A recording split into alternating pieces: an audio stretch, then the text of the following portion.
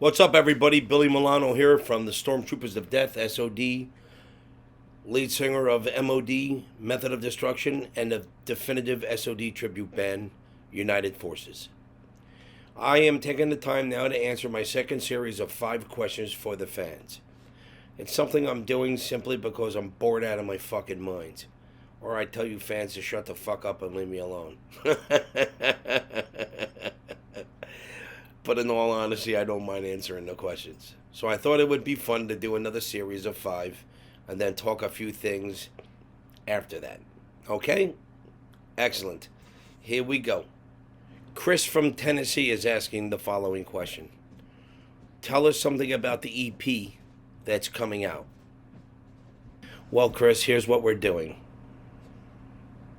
We are in the process of final mixing, and I believe it's going to be released initially on What the Fuck Records in Europe, which is a small independent underground record label that caters to a music scene, not a music industry.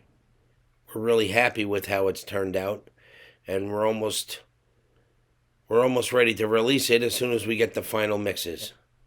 So we appreciate you sticking around, Chris, and of course, we look forward to one day going and playing Tennessee rather than driving through it.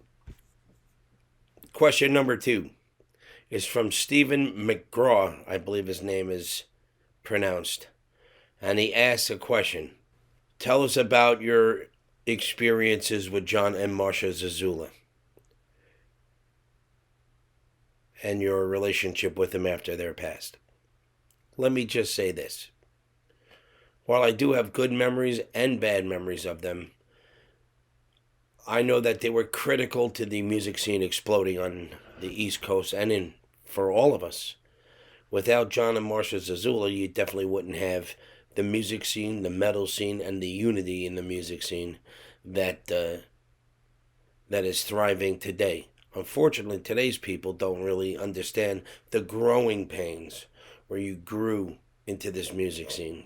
You were accepted, moved in, and more importantly, you functioned within a scene of people that catered to your success. And those thoughts are unique, different now. They're more catered to your brand than your culture. So my understanding of John and Marsha Zazula is amicable, even though personally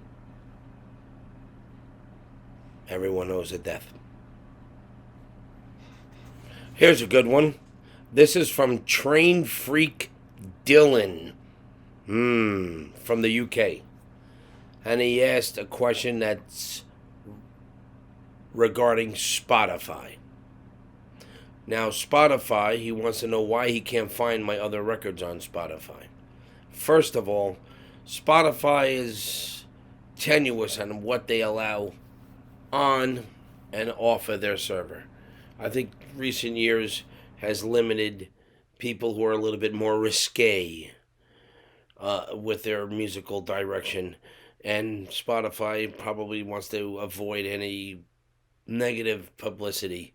But personally, I mean, some of the stuff is on there. Busted Broken American is on there. A few of the S.O.D USA for M.O.D are on there. I think it is.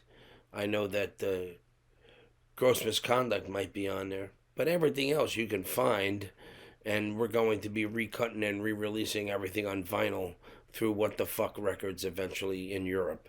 So while they're limited press, everything that you would want to find, you can find. You can begin by looking online at milanomosh.com, which Schauke, our 5th band member, he has every fucking thing. He knows where to fuck everything. He knows where my car keys are. If I call up right now and say, Schauke, please help me, I can't find my car keys, he's gonna say, yes, Billy, they're next to the dresser. He's gonna know where my keys are. He'll know where to get M.O.D, believe me. So okay. So Train Freak Dylan. Awesome. And respect. Jacob from LA wants to know, are you ever going to come to the West Coast again? Well, Jacob, I'm going to tell you what. We would love to come to the West Coast. Good food, good people, good places to play, and of course, good food. But I'm sure we'll play eventually. When? Well, we have nothing planned. But things change, and as they do, you'll be able to find updates on our Facebook page, on the Instagram page, and on our main website, milanomosh.com or SOD-MOD.com. We always have information. We always have things for downloading for free, and you know, do the best we can do. But Jacob, I have nothing planned as of right now. I would think come summer we might have something. All right? Peace out. Here's a fucking good question. Hey, Billy, my name is Jonathan, and I work in Hollywood. I'm in the entertainment industry, and I read you're a huge Game of Thrones fan. I am. What is your take on Bran the Broken? To be honest with you, Dan Brennan, shut the fuck up.